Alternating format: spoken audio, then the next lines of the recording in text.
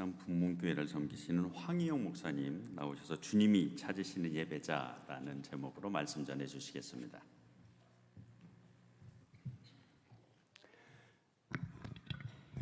반갑습니다. 저는 익산에 있는 이리 북문교회 부교육자로 섬기고 있는 황의용 목사라고 합니다.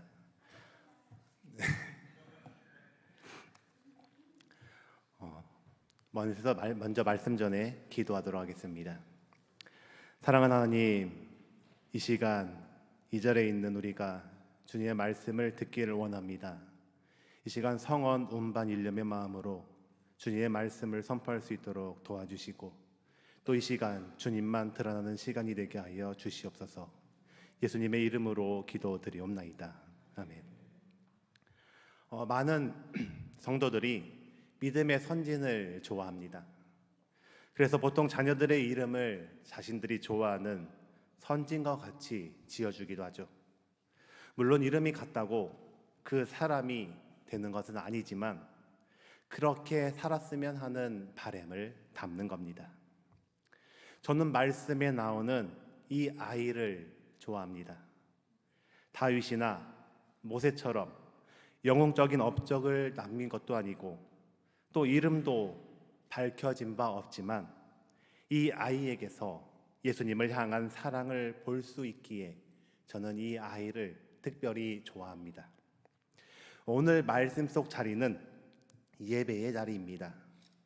예수님의 말씀을 듣기 위해서 모인 예배의 처소이죠. 하나님의 말씀이 선포되고 오늘 12절 말씀을 통하여 알 수 있듯 한 생명도 그저 버려져 죽어가는 일이 없길 바라는 축복의 자리입니다. 그런데 이곳에 모인 모든 사람이 다 예배자였을까요? 이 자리에 주님이 찾는 예배자는 과연 몇이나 있었을까요? 물론 이 자리에 모인 모든 사람들이 주님을 사모하여 나온 자들은 아닐 겁니다.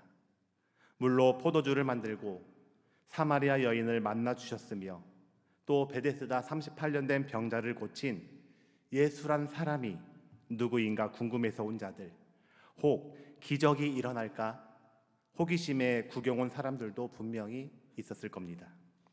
하지만 이 아이는 예배자로 이 자리에 나왔습니다. 주님을 사모하는 마음으로 나왔던 아이입니다.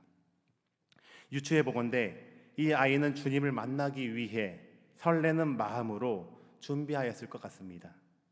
이 아이는 자신이 사랑하는 친구와 만남을 준비하듯 말끔하게 씻고 거울을 여러 번 봤을지도 모릅니다. 예수님의 말씀을 듣다가 집에 돌아오는 불상사가 발생하지 않도록 도시락도 정성껏 준비하였습니다. 설레고 기대하는 마음으로 집을 나서 예수님께로 나아갑니다. 제 어린 시절을 기억해 보면 저는 이 아이와 너무나 다른 모습이었습니다. 저는 어린 시절 교회 가는 것을 무척이나 싫어했습니다.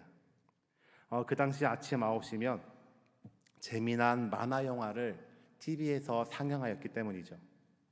다른 만화는 보통 일주일에 월화, 수목 2번 또는 월화, 수목, 금 이렇게 방영을 했었는데 주일 9시에 하는 만화는 일주일 중에 딱 한 번만 하는 그런 특별함이 있었습니다.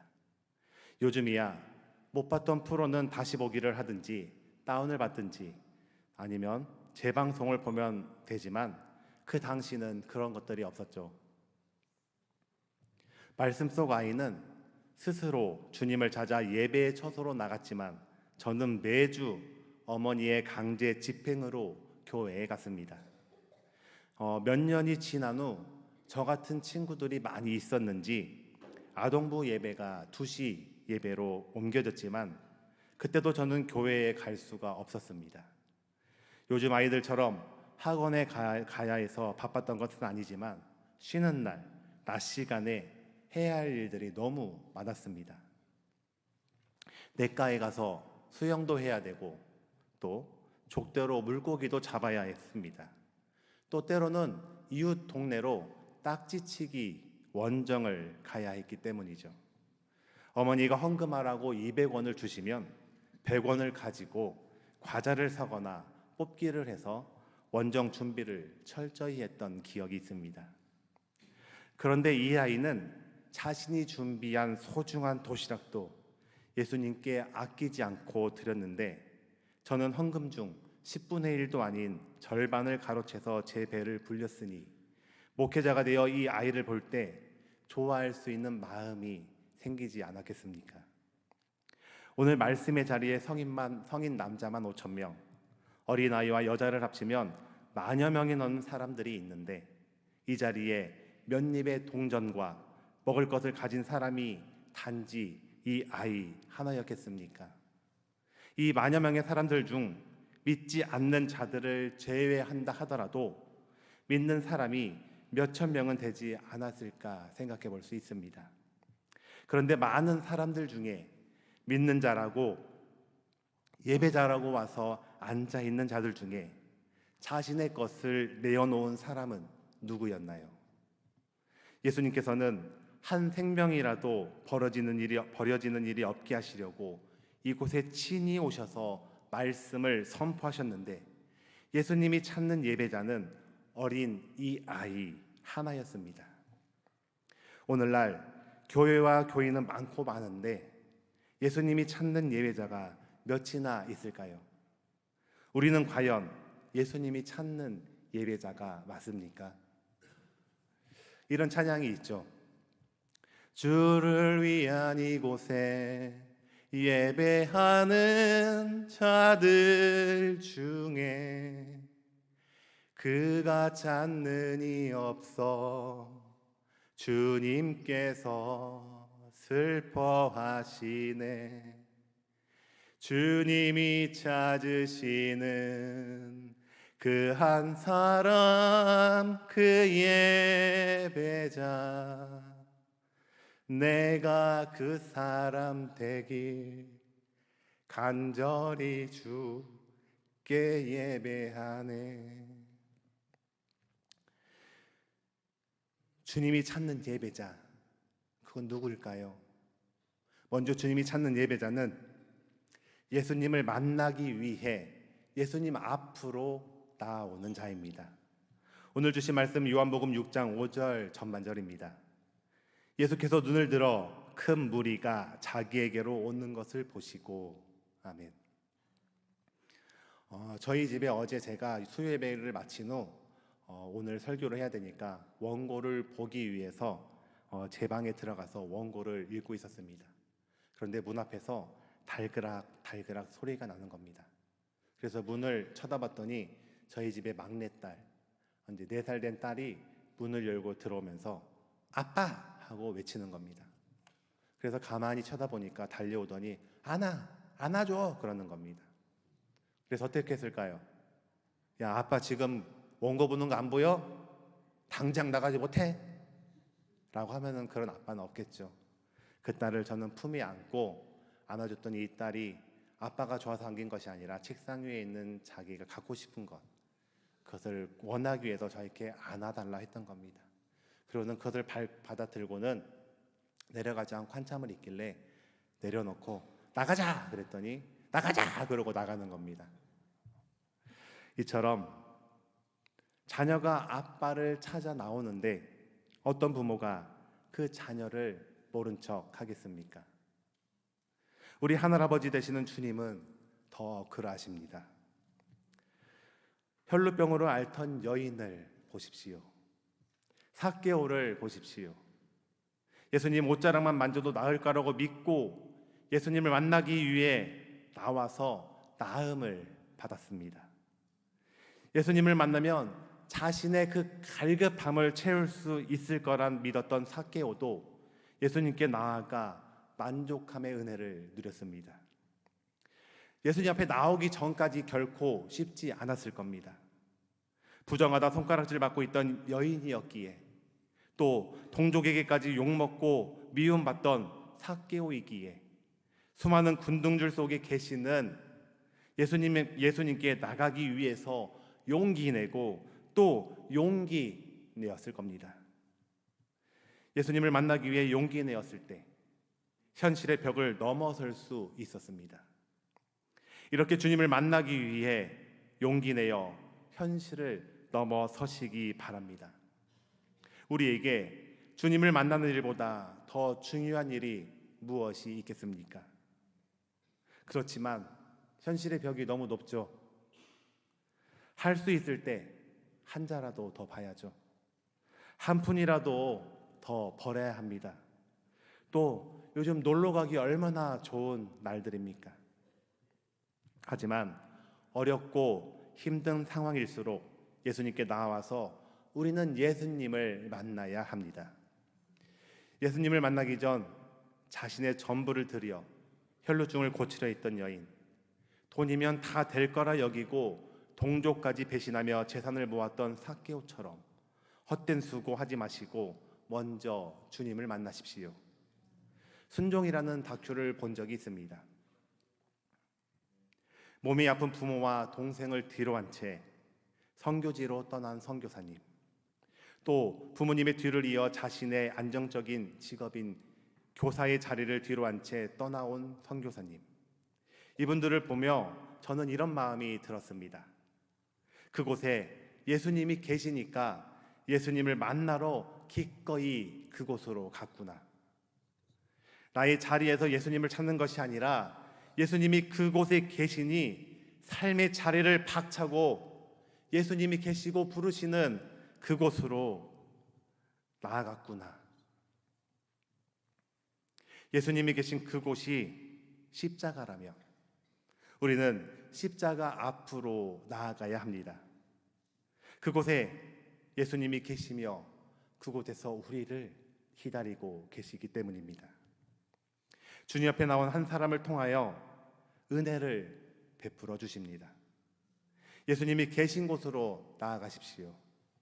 영광의 자리도 편안함의 자리도 원하던 자리도 아닐지라도 그곳에 주님께서 계시기 때문에 주저함 없이 나가시는 이곳에 계신 모든 분들이 되시기를 바랍니다. 아버지를 버리고 떠났던 불효자 탕자였지만 그 아버지는 매일같이 집 앞에 서서 집으로 돌아오는 길목이 보이는 그곳에 서서 아들을 기다렸던 것처럼 우리 주님은 늘 우리가 보이는 그곳에 서서 지금도 여러분들을 기다리고 계십니다. 그리고 두 번째로 예수님이 찾는 예배자는 말씀을 잘 듣는 자입니다. 오병이어 사건을 다루는 또 다른 복음서 누가복음 9장 11절 말씀입니다. 하나님 나라의 일을 이야기하시며, 중학교 시험 기간에 있었던 일인데요. 시험을 치를 때 그때는 번호대로 이렇게 앉았습니다. 당시 저는 18번이었고 우리 반에서 1등을 하던 친구가 19번이었습니다. 그러니까 제 뒤에 우리 반 1등이 앉아 있는 겁니다. 어느 날 시험 시간에 제가 시험지를 먼저 풀고 앉아 있는데 뒤에서 중얼중얼 거리는 소리가 들립니다. 그래서 가만히 들어보니 이 친구가 주관식 문제를 풀고 답을 말하는 겁니다. 그래서 어떻게 됐겠습니까? 제가 몰랐던 부분을 듣고 답을 써서 그것을 맞춘 적이 있습니다.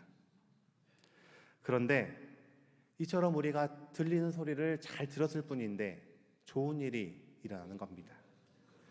그런데 듣고도 손해가 되는 경우가 있죠. 공부해서 제가 답을 알고 있었습니다. 그런데 이 친구가 다른 답을 말하는 겁니다. 그럼 어땠을까요? 고민이 됩니다.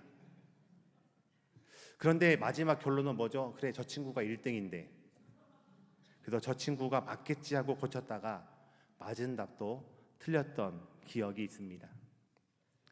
우리는 들을 만한 말을 가려 들어야 합니다. 말이라고 다 같은 말이 아니기 때문입니다. 들어서 좋은 말도 있지만 그렇지 않은 말도 있는 겁니다. 우리는 하나님의 음성을 잘 들어야 합니다. 모두가 잘 아시는 것처럼 아담과 하와는 하나님의 말씀보다 사탄의 말을 잘 들어 죽음을 맞게 된 것 아니겠습니까? 이렇듯 우리는 말을 잘 들어야 합니다. 하나님 나라의 일을 이야기하셨다 말씀하십니다. 이야기를 하신 이유는 이야기를 듣고 제대로 행하라는 뜻입니다. 잘 들어야 바르게 행할 수도 있고 다른 사람에게 잘 전달할 수도 있겠죠. 예수님께서 하나님의 나라의 일을 이야기하셨다고 합니다. 하나님 나라의 이야기는 어떤 이야기였을까요? 누가복음 9장 11절 후반절 말씀을 보면 알 수 있습니다. 병 고칠 자들은 고치시더라. 그리고 누가복음 9장 2절과 6절에서도 하나님 나라를 전파하며 앓는 자를 고치게 하려고 보내시며 제자들이 나가 각 마을에 두루다니며 곳곳에 복음을 전하며 병을 고치더라라고 말씀하고 있습니다. 병을 고친다는 말의 원어는 투스 크레이안이라는 뜻입니다. 병을 고친다는 말의 원어는 바로 이 만화인데, 이 말은 필요를 뜻하는 말입니다. 필요를 뜻하는 말로서 삶에 있어서 반드시 요청되는 필요를 뜻합니다. 예수님과 제자들이 했던 사역은 각 마을을 다니며 도움이 필요한 자들을 만나 예수님이 그들과 대화도 하시며 그들을 도왔다라는 겁니다. 손이 필요한 곳에서는 손이 되어주고, 위로가 필요한 자에게는 위로를 해주고, 기쁜 일은 같이 기뻐해주고, 같이 슬퍼해주고, 함께 울며 웃으며 예수님을 영접하면 삶의 근본적인 문제를 해결받을 수 있다고, 이런 것이 하나님의 나라임을 이야기하셨다는 겁니다. 병이 꼭 육적인 병만을 의미하는 것은 아닐 겁니다. 육적인 병은 우리의 몸을 죽일 뿐이지만 영적인 병은 우리의 영혼을 병들게 하여 영과 육 모두 사막에 이르게 합니다. 영적인 치유가 근본적인 치유이기에 영적 치유를 위한 방법으로 육적인 요청의 필요도 주님은 채워주셨습니다. 하나님의 말씀을 우리는 바로 듣고 바르게 이해하여 말씀대로 행하여야 합니다. 잘못 듣는 자들은 착각 속에 살아갑니다. 말씀을 듣기는 듣는데 입맛에 맞는 말씀만 듣고 담습니다. 봉사는 하는데 자신이 하고 싶은 자리에서만 합니다. 사랑은 하는데 사랑해 주는 사람만 사랑합니다. 예수님께서 이야기하셨던 삶에 있어서 반드시 요청되는 필요는 나에게 필요한 필요가 아니라 타인이 요청한 필요한 필요를 채워주는 겁니다. 예수님께서 왜 사람을 만나 대화하셨겠습니까? 세상 사람들에게 부족한 부분을 채워주시고 하나님 나라를 가르쳐 주시기 위한 대화였습니다. 말씀을 들었어도 말씀을 들으나만 한 자가 아니라 잘 들어 주님이 찾는 예배자로 쓰임받는 우리 모두가 되시기를 바랍니다. 말씀을 잘 들어 바로 서면 먼저 우리의 영이 치유되고 그 말씀이 우리의 삶을 이끌어 삶을 윤택하게 하시며 주를 위한 그곳의 예배자로 바로 서게 될 줄 믿습니다. 말씀을 잘 듣고 행하는 자에게 먼저 역사하시며 도우시는 하나님이심을 기억하십시오. 하나님의 말씀은 살아있고 활력이 있어 좌우의 날선 어떤 검보다도 예리하여 혼과 영과 및 관절과 골수를 찔러 쪼개기까지 하며 또 마음의 생각과 뜻을 판단하는 힘이 있음을 기억하시어 말씀을 잘 듣고 나와 이웃을 살리는 예배자로 살아가시길 바랍니다. 세 번째로 예수님이 찾는 예배자는 자신의 것을 드리는 자입니다. 요한복음 6장 9절 말씀입니다. 여기 한 아이가 있어 보리떡 5개와 물고기 2마리를 가지고 있나이다. 아멘. 자신의 것을 나누는 일은 쉬운 일이 아닙니다. 많이 가졌던 적게 가졌던 나눔은 자신의 것을 찢는 희생과 고통이 따르기 마련입니다. 그러기에 하나님께서는 자신의 것을 드릴 수 있는 사람을 찾으십니다. 하나님께서는 우리에게 거창한 것, 우리 손에 가지지도 않는 것을 요구하시지 않습니다. 하나님께서는 작은 것일지라도 자신의 것을 드리는 자를 찾으십니다. 오늘 말씀 속 이 아이는 자신의 것을 드림으로 예수님께 기쁨을 드렸고 그로 인하여 많은 사람들이 예수님께서 베푸시는 기쁨의 잔치에 참여할 수 있었습니다. 예수님께서는 자신의 것을 아낌없이 드렸던 아이를 보시며 예배자가 있음에 기뻐하셨을 겁니다. 그래서 이 아이로 인하여 이곳에 모인 모든 사람이 은혜를 누리게 된 것입니다. 물론 이 아이가 이걸 드려야 할지 말아야 할지 고민했을지도 모릅니다. 이거 내놓아 봤자 무슨 의미가 있겠어? 주님은 나 먹기도 부족한 것 같은데 이런 고민을 한 사람이 어디 한둘이었겠습니까?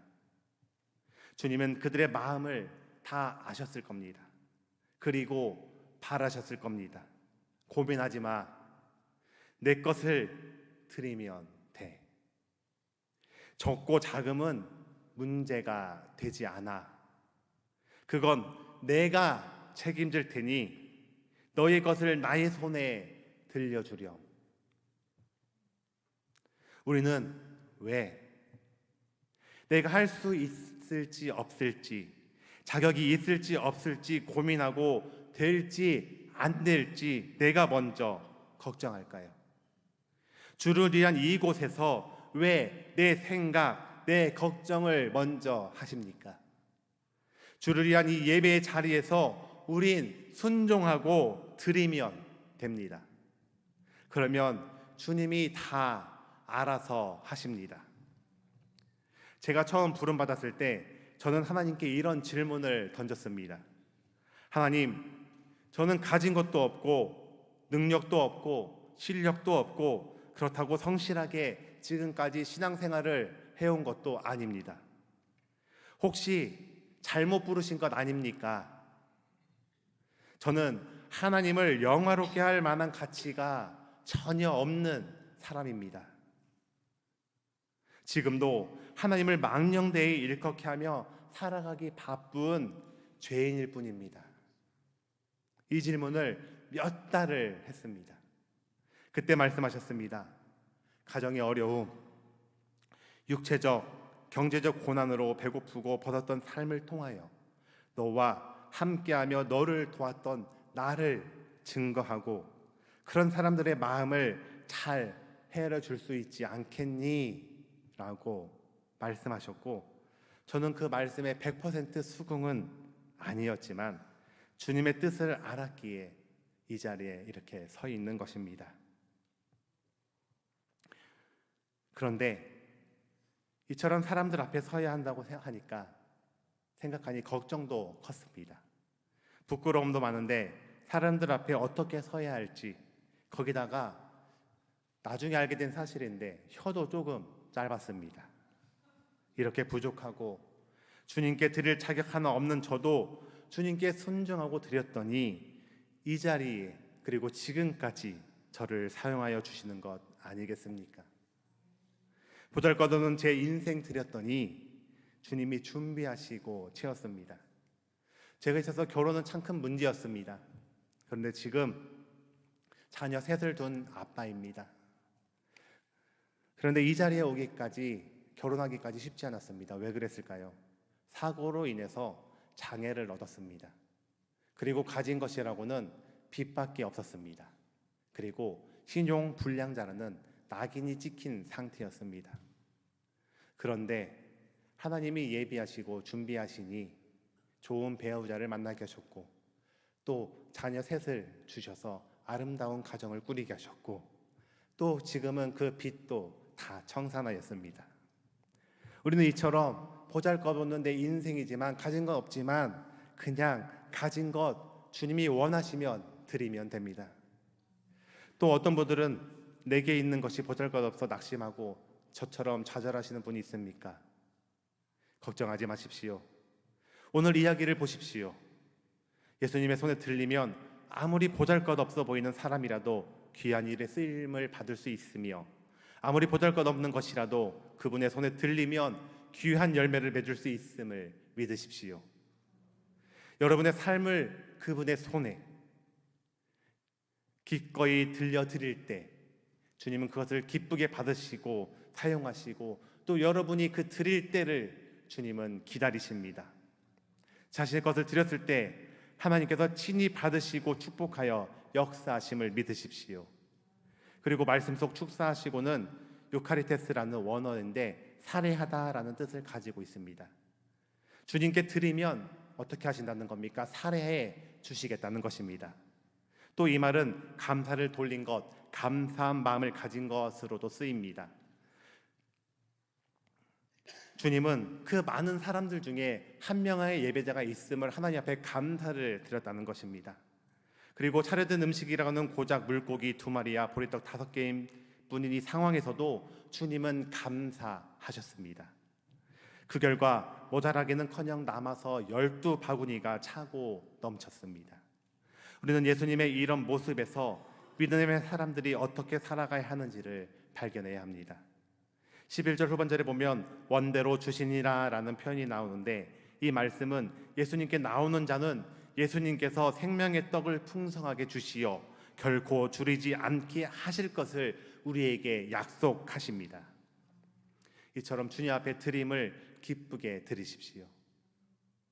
예수님의 손에 들려져 축사를 받고 떼어져 다른 사람들을 살리는 데 쓰이는 인생, 그런 인생이 주님 앞에 나와 그런 인생을 주님 앞에 기꺼이 드리기를 주님은 지금 이 시간에도 기다리시고 그 한 예배자를 찾으십니다.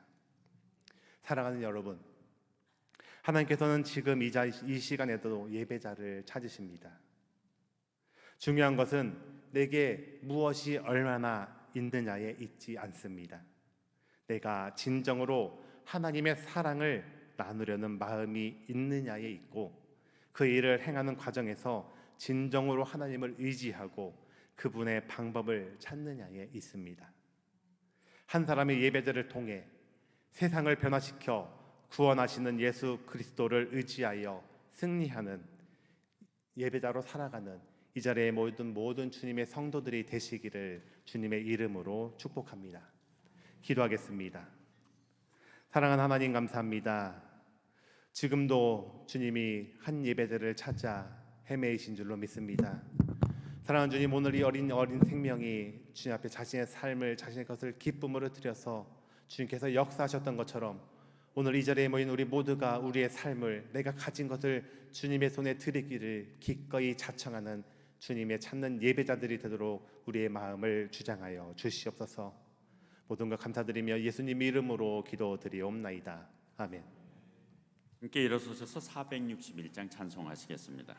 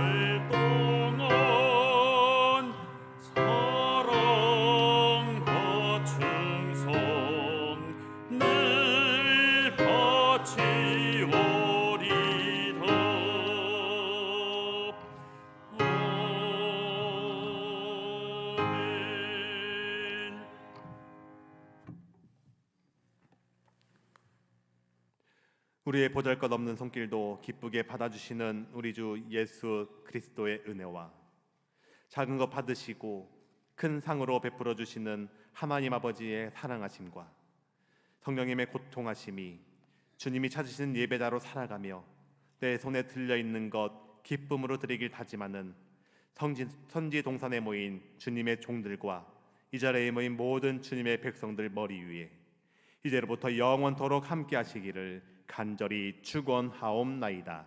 아멘.